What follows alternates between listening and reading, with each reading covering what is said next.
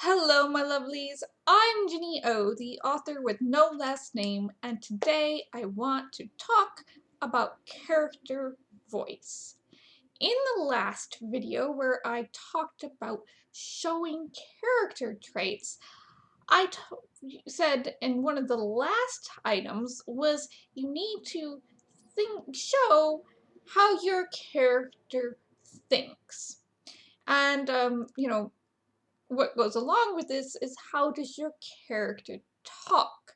So this falls under character voice. And in that video, I suggested reading first-person point of view books, either from the adult section, which will in general be things like urban fantasy books like Jim Butcher's Harry Dresden Files. Kim Harrison also had a good first-person point of view, I believe, and Patricia Briggs also has a good, especially like in her first book, had a good character voice for Mercedes Thompson. And I also believe Susan Collins is done in first person, The Hunger Games. So pick up some first-person point of view type of books to see how they deal with character voice. How do they make their characters voicey? This is especially important in the first person point of view or in the limited third point of view. But if you're dealing with like a third omniscient point of view, you're going to need to particularly pay attention to how, depending on how you're doing your third person omni, some people like to do it with like um, an omniscient narrator. Other people like to kind of go between characters kind of after a certain amount of pages or chapters without saying, by the way, this chapter is this limited point of view type of thing. Because there is a difference between third omni and super third limited point of view there. It all just depends. Going into it is nobody agrees, so I don't really like going into it. But we need to think about how we make our characters voicey and how this can, kind of show their character traits.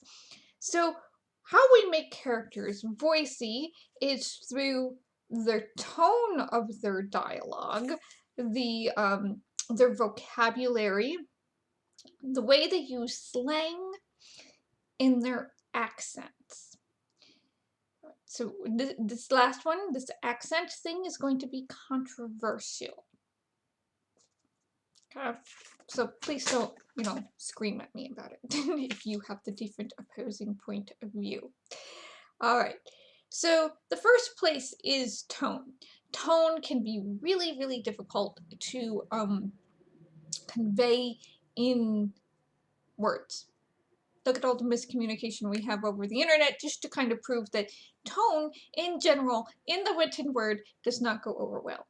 So when you're doing character tone, when a character is being angry or sarcastic or happy, you tend to pair that with physical traits. So if they're sarcastic, they might be like curling their lip a little while they're talking or rolling their eyes. If they're being happy, they've got a smile on and they're laughing. If they're angry, their jaws all clenched up and their face is red and their brows are like or if they're confused, the confusion can also have brow furrowing, which like, I don't, a little bit of a frown, like, I don't understand what's going on. You can also use hands, hand body language to be able to help convey the tone of the character. And, as they have these certain thought patterns, you can if thought patterns and dialogue patterns, you'll start to convey whether or not your character is an angry character or a sarcastic character or, just like an anxious character, things like that, that will help the the reader understand that this is kind of like their baseline. um, so just think about how characters use their facial expressions and their body language to convey tone, you know, while they're talking or while they're thinking. Um, and what they think, what they point out and what they talk about is also going to be something that will convey character traits, okay? Another thing to think about is their vocabulary.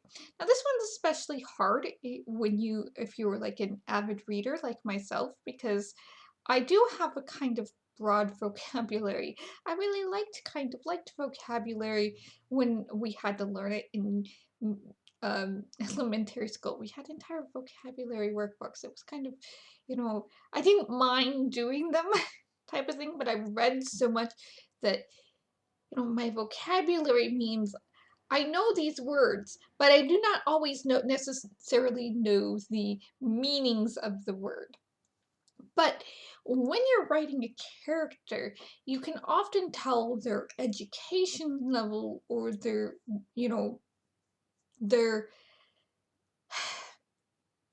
how much reading they do type of thing, or where they've been raised based on their vocabulary.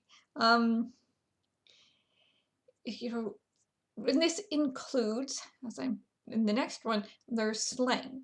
But their vocabulary words, there's a difference between if you use a one-syllable word or a three-syllable word for something with the exact same meaning. Um, you know, I have a character in the Lone Prospect named Ted, and he could say the shit hits the fan, or you can say something like the manure hits the oscillating device. It's a difference in vocabulary. Or even the excrement hits the oscillating device. So, it really can depend on, the character. Maybe the character is a very down-to-earth character, but they like using big words to kind of throw people off. Like, if you've ever watched Firefly, Jane Cobb is a very down-to-earth, thuggish, maybe not highly educated character. And there are certain times where he will trot out a big word to throw off the people around him who think he's not very well educated, but maybe he's a little bit more educated than they think he is. Maybe he is a little smarter than they think. And, he just kind of likes being where he is and what he's doing, and doesn't, it doesn't require much thinking on his part, and maybe he just likes it that way. Another thing that you will come up across with characters to create a kind of character trait or establish a character's region is their slang. So are they using AAV? Are they using Southernisms? Are they using Cockney? What type of slang? Maybe they're an Aussie, and no, they don't use crikey as much as you think they do. Are they using a certain types of slang from the Australian continent to represent where they are? Now, my slang is completely messed up because I have a lot of kind of upper Middle East slang. Some of my slang is very British or very old British, and sometimes of my stuff is Southern. So, I mean, I have to have lists of things to know, okay, Janine, where did you pick this up? Like red herrings or rabbit trails, and God's green, since God gave little green apples type of thing. So my slang can be very, very strange if you don't know that I've read a lot of different books from a lot of different places, and especially during my formative years. So I just have all sorts of, I don't know precisely where I picked this up, but it's kind of embedded into my personality now. It's very, very weird. But, you know, if you have a character who is very I do declare or bless your heart, if you've been hit with the ugly sensor sticker, can't find their own, can't find the directions on how to pour piss out of a boot if it's written on the bottom, they're probably very southern and very distinct areas of southern as well. So slang, very if you're writing somebody who is in England, you're going to want to use English slang, even if you have the bad example of Harry Potter, who switched out sweater for jumper and a whole host of other things, sidewalk for pavement, etc. and so on, because Scholastic did not think young children would be able to understand or want to learn British slang, which is completely opposite of the entire fandom base that I know about, because being a Brit picker for fandom things was a very popular thing for the Harry Potter fandom, because everybody was like, why is she using sweater when she means jumper? Why is she using sidewalk when she means pavement? Why are we using cart when she means trolley? Things like that. So, why did we Americanize something that didn't need to be Americanized? Here we are. So, because children like learning things. That's why Lemony Snicket was so popular, was you got to learn vocabulary. It's kind of fun. So the last thing we want to talk about is character accents. And this is controversial, because some people think that it is racist and classist to write out accents in books. Now, being somebody who doesn't really hear things, when I'm reading, or closing my eyes and seeing pictures when I'm reading, I really, really appreciate written out accents. So I was reading Kelly Armstrong, The Women of the Other World, and the first book was called Bitten. And I was reading along and reading along and reading along, and she had the main character, female's character's love interest was a professor. And she did not write out the accents.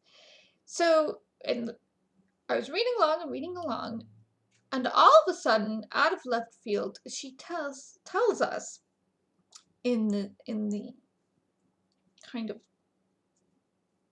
epitaph behind the he said, she said thing, that her male love interest character was supposed to have a very thick Bayou accent. And I'm staring at it, going, even if you tell me this, I am not going to read it that way, because he was being written in perfect King's English without any Cajun slang whatsoever. If he had been using any type of French, Cajun, any type of Cajun slang at all, including Kuyan or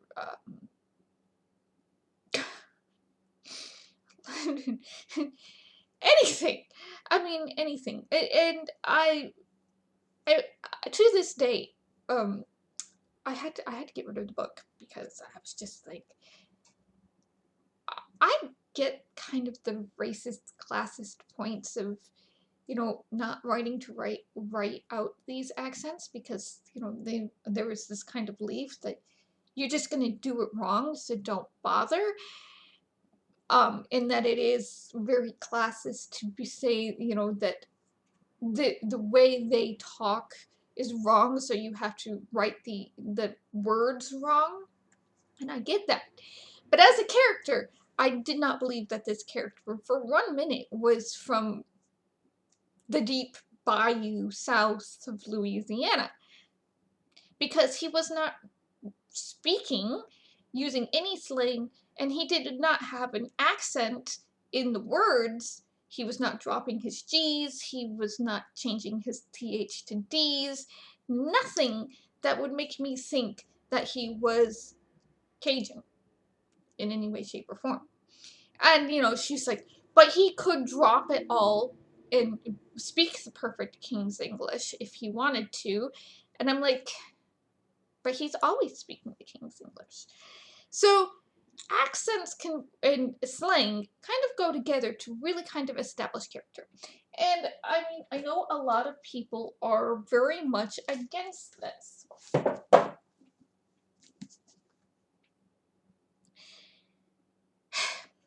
This is Mossflower. I was read this book in 3rd grade by my teacher.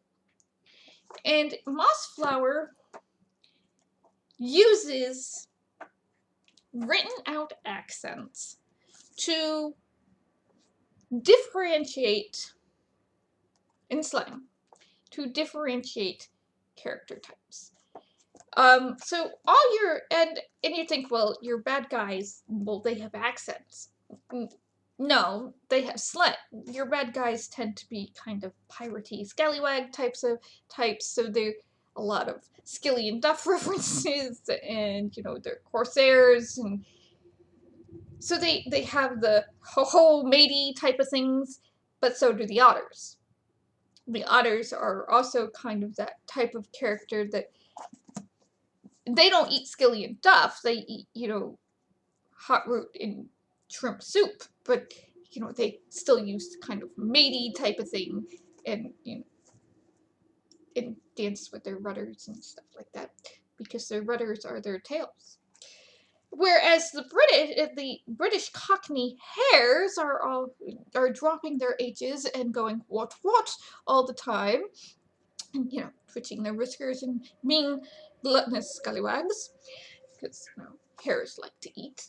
And you know, you have the bats were really interesting. This is Mossflower is the only one we actually get to see the bats, because the bats are they'll repeat the last words like they have an echo.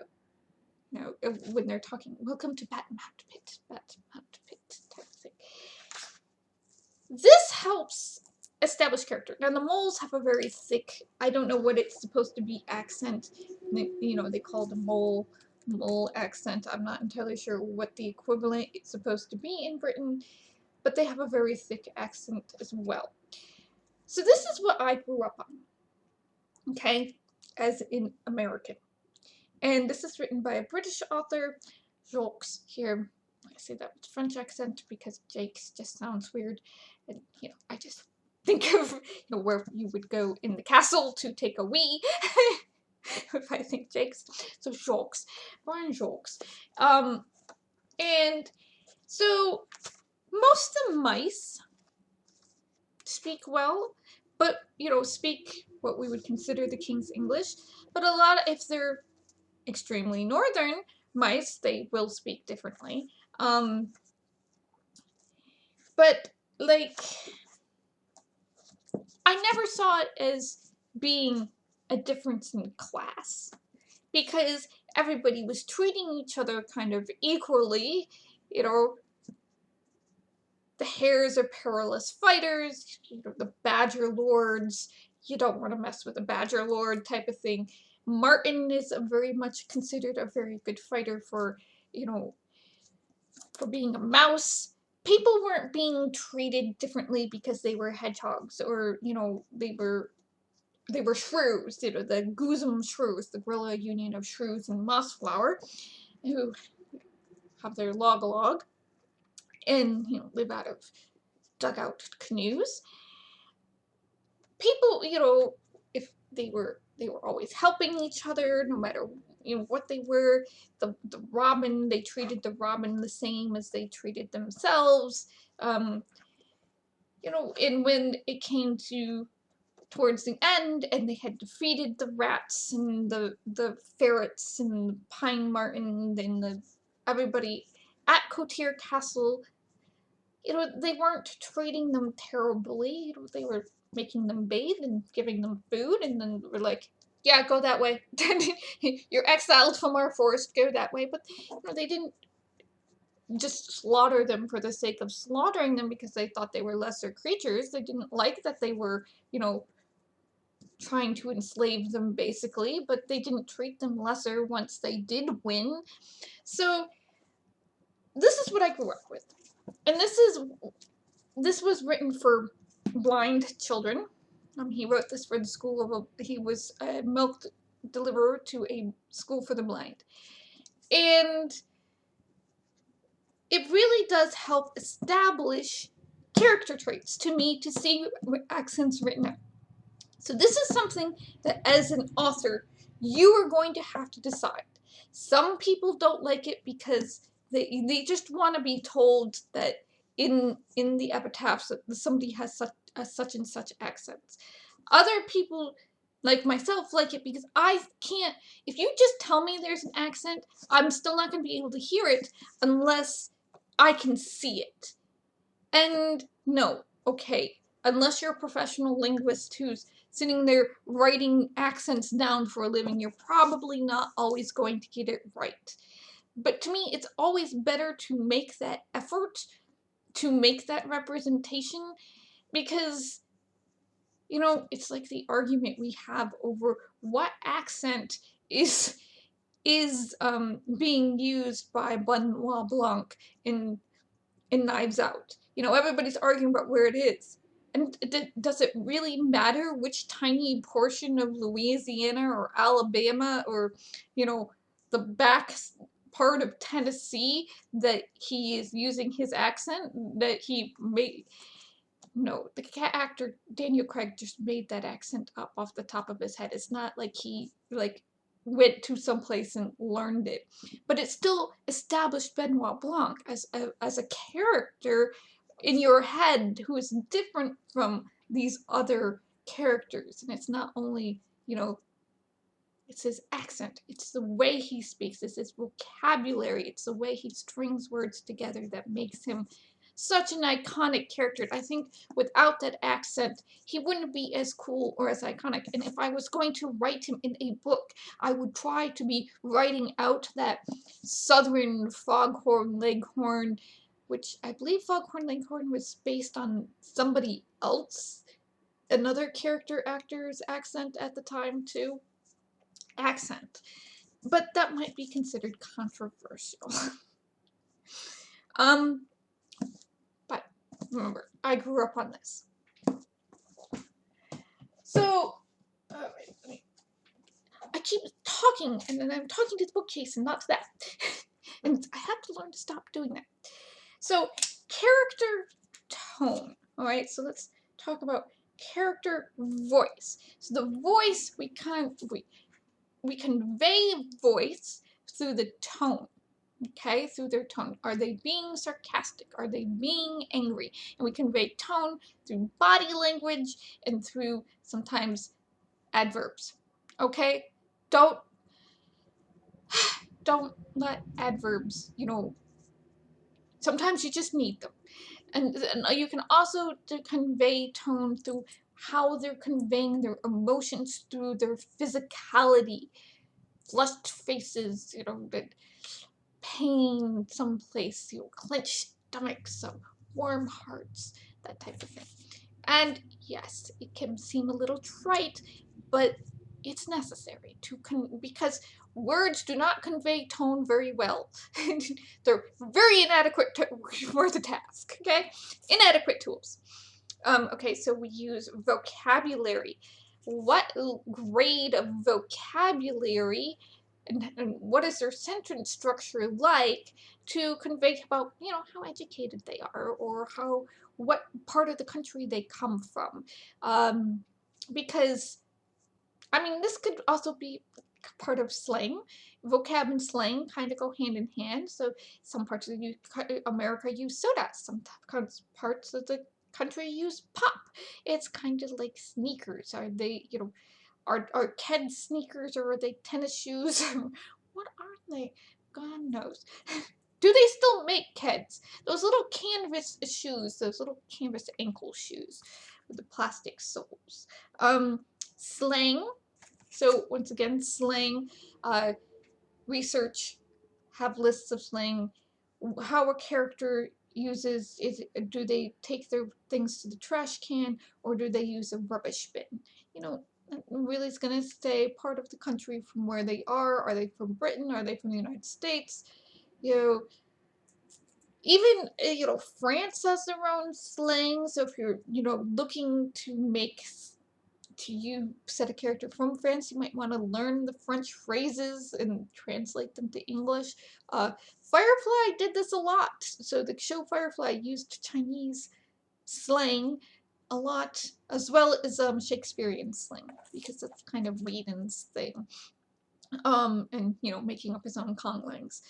And then accent. And accent is going to be controversial because some people, and I'm trying not to say that in a bad way, but there are some readers who find writing out accents to be either annoying or racist or classist, and they don't like it, while other readers, like myself, I have grown up on reading accents in things like Mossflower, Ryan Jakes' Jacques Mossflower, and certain like X-Men. Remy LeBeau. You can't read an X-Men story sometimes without running into Remy LeBeau's accent. So growing up reading accents written out like that, I don't find it racist or classist. I find it more, you know, this helps me understand the character better. But many people might find it racist or classist because they feel that, you know, you're degrading that type of English by saying it's not written in the same way. And I don't know, you gotta watch some accent videos, like if you're like, I believe there's that one from Baltimore where there's that he's saying a